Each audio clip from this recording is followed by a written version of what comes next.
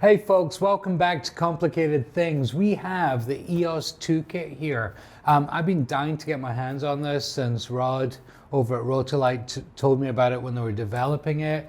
Eventually got a kit. I'm gonna take all the pieces out, show you what comes in this kit, set it all up, and then do what I do best. Take some photographs with it and we'll share the results with you. First of all, I love this case. I cannot believe there's two powerful Rotolights in it. It's heavy, but not crazy heavy. So far, I've anything that I have ever received from Rotolight in the way of stands are perfectly capable of holding the weight of the product they're intended for. So, okay, we have a strap for the bag. The actual first unit itself, super light, may I add. What else we got? We got boxes. Man, that's sturdy. So nice little ball head to put it on with a little quick release. That's great. Going deep. All right, we have D-tap charger. So I presume we have two D-tap batteries. Excellent. Okay, so we have some AC cables here, and I presume we're going to have some ballasts on the other side. Aha, ballasts. Oh, different. Oh, this is interesting. I love how they've put what the power supply is for. Sometimes in my old Rotolights I got a little confused and they just all seem to work together. And of course a quick start guide, which is exactly what I need for quick starting. So super first impressions, it seems very light. This light seems light, which is always good. And I'm presuming this is how you do it, is a diffusion plate or panel. The other thing I'm noticing is that the LED clusters appear to be bigger and different. I'm not sure exactly why that is, but maybe I'll ask Rod about what the design actually means.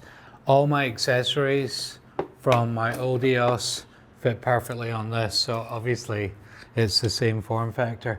Looks great, let's get it set up. Hey everyone, I've just finished shooting with the new EOS 2. I'm super impressed. I had the lovely Cristal today and we took some photos of her and I did a couple of different lighting tests. I have some of my favorite pictures which I've kind of pulled already and I'll talk you through what I like about them.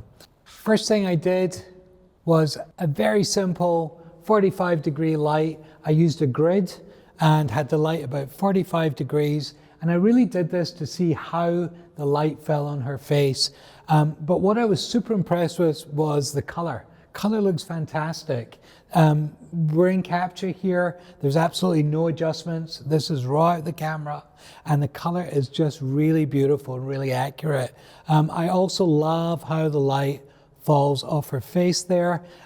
There's something really nice about the transitions between the shadows and the highlights. There's a little specular activity going on in the highlights, which I really like. And I was very impressed with this kind of one light, bada bing setup. So great start. The next thing I did, I moved the light slightly to the left to get a little more shape on it. And I think that was, very successful. I love how it falls off into black here. The color really was amazing me at the moment. It's really beautiful. Very, very happy with it. And again, no corrections in capture. This is raw out the camera. So that was lovely. Next thing I did is I did a kind of more of a Mark Mann light where I put a second light and I put it behind her and I got this pretty rim on the left side there. Sometimes it's weird with rim lights because of the way the light falls if you don't get the angle right, or it's too strong or something. It can just be weird. But I was super happy with the way that rendered. I love the way it rendered over the shoulder. I love the way it rendered there. It's not too strong. and I could really see what I was doing, through my lens when I was taking that photo. So super happy with that. Once again, a little specular in the highlights. That's, I think, coming from the grid. So that's great. It looks great. There's another one from that same series. And I really love what's going on with that rim light. Very happy. Obviously, quick conversion to black and white. All I've done is taken the saturation out. I love to see how things look in black and white. And it looks great. It looks like it's ready to go, which is impressive because often I spend a lot of time in the Photoshop department, but this is looking really good. Next thing I did, and that's this one, is use the built-in flash that the new EOS has. I'm not fancy. I don't have the kind of light bridge Ellen Chrome thing. I just used a couple of Wizard receiver and transmitter, and it worked great. And I was actually pretty impressed with the power. I left that there because it was actually a little overexposed. It's about half a stop over. So I was actually impressed with the output that came out of it. And I'm not big on using flash, but what was nice was to let her do her little model thing and get her doing the different poses with some timing. I think that's a really good benefit. Big selling point on these lights is something like 448 billion colors or 16 million or something, but a hell of a lot of colors. And you can find them in many different ways. There's filter packs and gel packs. Way beyond me. I chose a blue. Not sure what blue I chose, but I chose it. And I like the way it rendered. Maybe not something I would do in my day-to-day photography, but a lot of people do and make it really beautiful. And this will help you get there if you're trying to do something with gels or filters. To have them built into your light is very, very cool. Now, this was really interesting to me because this background is gray, right? It's a gray background. And all I did was I turned the EOS and faced the background, and I put that red on. And I love the way that looks like an actual red background. It doesn't look like a gelled background. It actually looks like a red background. I have no idea why that is. But it's definitely something I would consider doing because that's cool. So not somebody uses gels on skin, but to be able to put it there and use it as kind of a background hit and get a little color, I really like that. What else did I do? All right, I did 2 more shots, and for these 2 shots, I brought out the big guns. Well, actually, it's only a little gun, but it's my Leica M lens. It's a 90mm Summicron, and it's an f2. Actually, it goes a little less than f2. Maybe it's broken. But anyway, I know this lens super well, and I was very excited to see, number one, if I could focus, which obviously I can't, but I made a valiant effort here, and just to see how the light fell. And I love it. I'm very, very, very happy with it. Listen, Cristal is not exactly challenging, so she made things a lot easier, but the light is beautiful. This time I had one EOS here and one EOS there. A light I often do, just pick up in here and get some light there, and it all goes together and you get this really simple, beautiful portrait. And I would be delighted to take these lights out on any shoot I had.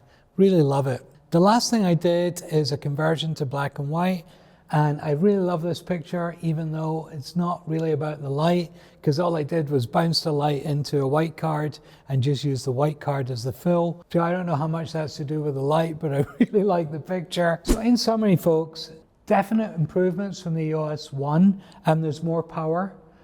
Not something I use so much because I shoot wide open, but if you're not shooting wide open, you definitely want to have that extra power, which is really nice. It comes with this diffusion plate or surface. Could certainly see myself using it if I was photographing maybe people of a certain age or something. So great that it comes with it. I shot today on battery. I had this on for about an hour at full power just about.